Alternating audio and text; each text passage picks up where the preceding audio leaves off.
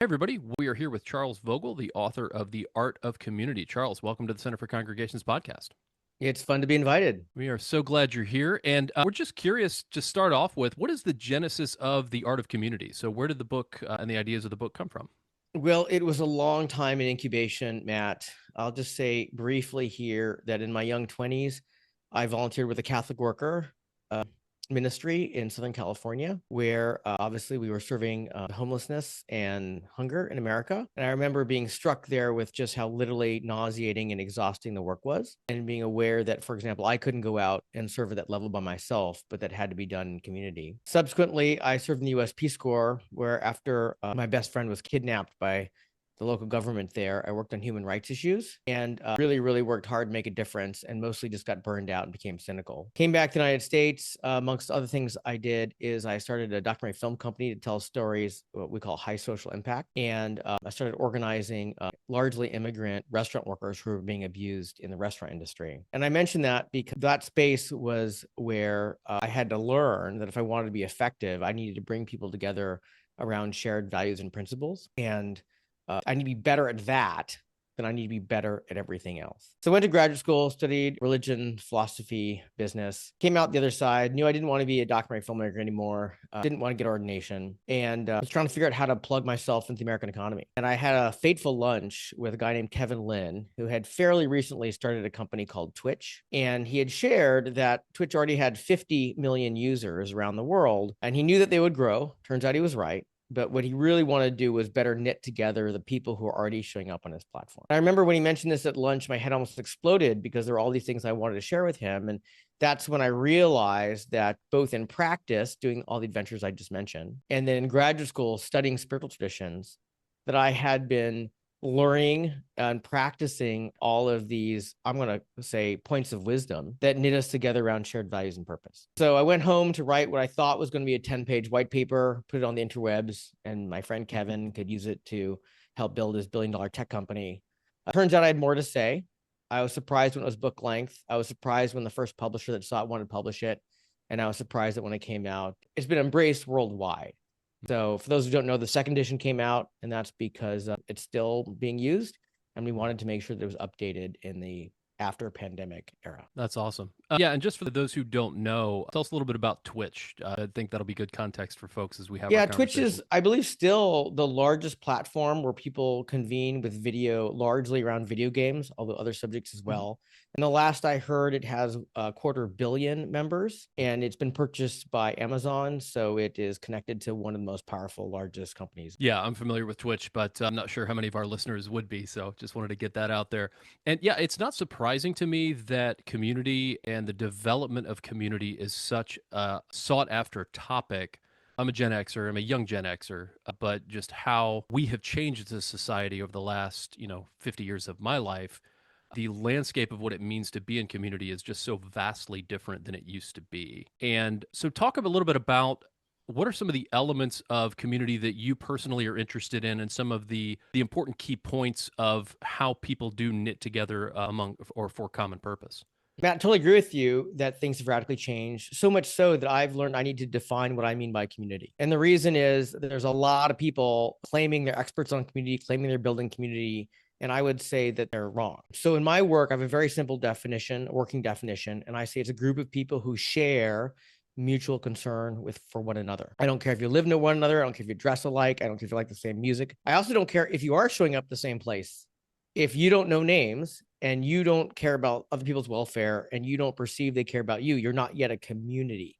You might be an audience, you might be a donor list, you might be a member, but I wouldn't say that anyone has knitted those relationships into community. And this is particularly relevant when we're talking about ministry, because someone can brag about drawing a bunch of people to an event, like a concert or a teaching event. If they leave and they don't know names, and they neither now nor in the future will have anybody in that group where they can call for help when they need it, I would argue you're not knitting together community. Maybe you're attracting fantastic audiences and maybe you should be proud about that, but let us not pretend that that experience is creating the relationships that we need to address the loneliness and the disconnected epidemic that we're living in.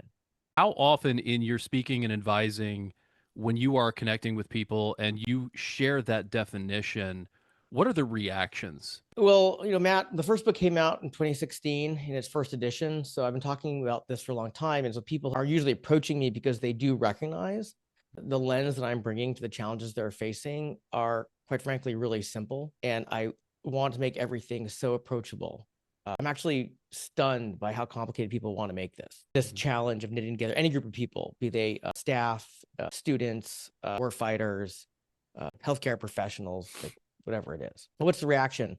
I think there's a great deal of relief that there's clarity in what we're trying to do. I'll give an example where this plays out, Matt. I've worked with some of the most famous companies in the world now, which are often amongst the most admired. And one of the things I've noticed is when somebody is assigned to knit together a bunch of people in that organization, because they're working for a very famous company that's famous for doing big things, that person envisions a big event full of people, often really loud. And I've noticed that they want to create events that make really good photographs. And if they have a chance, video. Well, that can be great. But if you think of the top 5 people you would call for help, if today somebody in your family gets a bad diagnosis, all of those relationships were formed in a space that we would not call a big room, really crowded and really loud. So the great irony is the venues we need to knit together relationships where there's mutual care and concern, such that you'd call them when your family is in crisis. You desperately hope they call you when their family is in crisis. The venues we need to form that is literally the opposite that is the default when people are assigned to create events and want to spend their time and budget to do that. And so when I say, let's get really clear, when we're done, we want these people to perceive accurately that others care about them and that they care about the people that they're meeting. Let's talk about venues that foster that. And I'll tell you the truth, Matt, it very often could just include soup and bread. I can't think of a Fortune 20 company that has a healthy budget and wants to bring together important people to them, and they only want to create an event that involves soup and bread, right? I have been to an event where chefs have been flown in.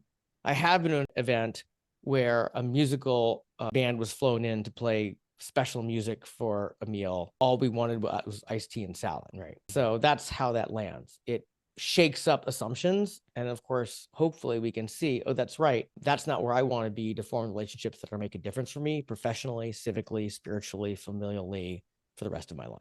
Yeah.